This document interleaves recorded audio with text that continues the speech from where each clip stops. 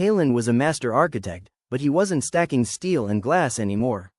He was building the Nexus, a sprawling, hyper-realistic digital metropolis designed to house the collective consciousness of millions. It was the architectural project of a century, a delicate lattice of code and human psychology that required a level of focus so deep it was almost meditative. To build the Nexus, Kalen had to hold the entire blueprint in his mind at once. Every flickering street lamp, every subroutine of the weather system, every digital heartbeat. But Kalen was losing the blueprint. It wasn't because the technology was failing. It was because of the open tabs. Not just the ones on his browser, but the ones vibrating in his pocket and screaming in his mind. His life had become a relentless sequence of microtransactions of his soul.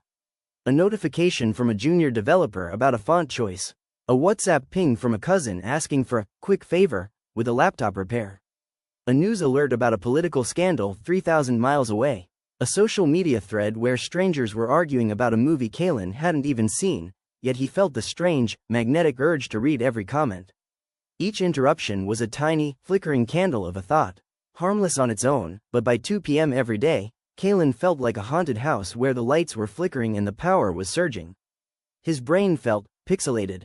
He would stare at a critical line of code for an hour, his eyes moving over the symbols, but his mind was stuck in a feedback loop, replaying a snarky remark he'd read on a forum at breakfast. He was a victim of cognitive leakage, the slow, invisible draining of the spirit through 1,000 small holes. The breach in the core. One sweltering Tuesday, the Nexus began to flicker. A critical instability appeared in the core logic, a cascading memory leak that threatened to corrupt the entire foundation. If Kalen didn't stabilize the build within the next 4 hours, the simulation would collapse. The firm would lose billions, his team would lose their livelihoods, and his life's work would vanish into a cloud of digital dust. He sat at his terminal, his fingers hovering over the keys. Ping. A Slack message popped up. Hey Kalen, do you have 5 minutes to look at this logo draft? Just a quick gut check. He felt a physical spike of cortisol, a sharp, cold needle in his chest. His hand shook as he reached for the mouse. He realized in that moment of high-pressure clarity that his mental energy wasn't a bottomless well, it was a high-performance battery with a limited charge. And he had been letting every app, every acquaintance, and every headline plug into him and drain his voltage all day long. He visualized his mental dashboard, total capacity, 100%. Wasted on others' drama, 30%. Wasted on global anxiety, news, 20%. Wasted on quick questions, 40%. Energy remaining for the Nexus, 10%. He was trying to save a world with only 10% of his power. He was a master architect trying to build a cathedral while being pecked at by 10,000 ducks. The Great Shutdown. Kalen didn't type a single character of code. Instead, he did something radical. He stood up, he walked to the heavy glass door of his office and turned the deadbolt. The click echoed in the silent room.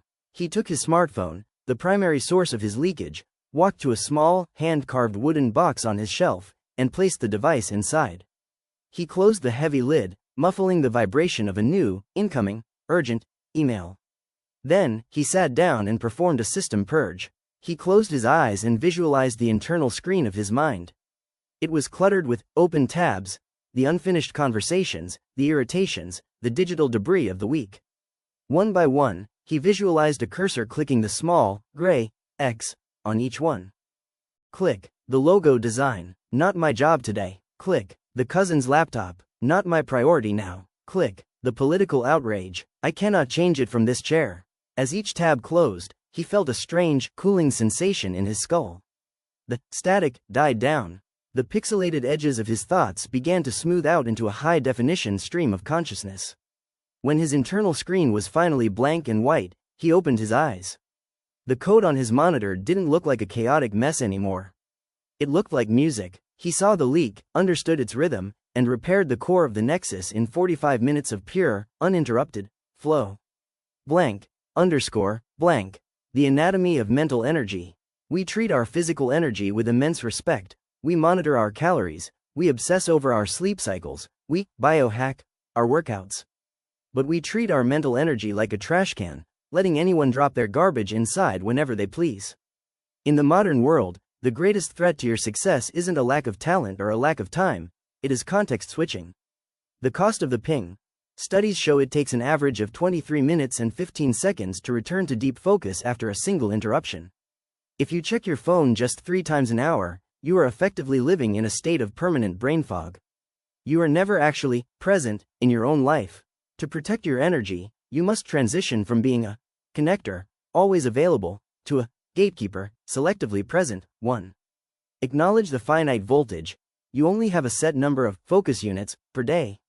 Every time you scroll through a comment section, you are spending a unit you cannot get back. Stop spending your gold on copper problems. 2. Declare a ghost hour. True genius requires a sanctuary. You must have at least 90 minutes a day where you are unreachable by anyone, including your own impulses. 3. The 24-hour delay. Practice the art of strategic slow motion. Unless it is a literal emergency, don't respond to non-essential requests immediately. Let the open tab wait for you, don't wait for it. Blank, underscore, blank. Your mental energy is the most valuable currency you possess. It is the fuel for your creativity, your patience with your family, and your ability to solve the Nexus level problems in your own life. Stop spending it on things that don't give you a return on your soul. Your challenge. For the next 4 hours, I want you to enter Deep Earth mode. Asterisk, turn off every notification on every device. Physically move your phone to another room.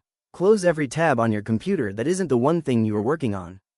Notice the silence. It will feel uncomfortable at first. That's the phantom vibration of your addiction to distraction. But keep going. Notice how your brain begins to depixelate.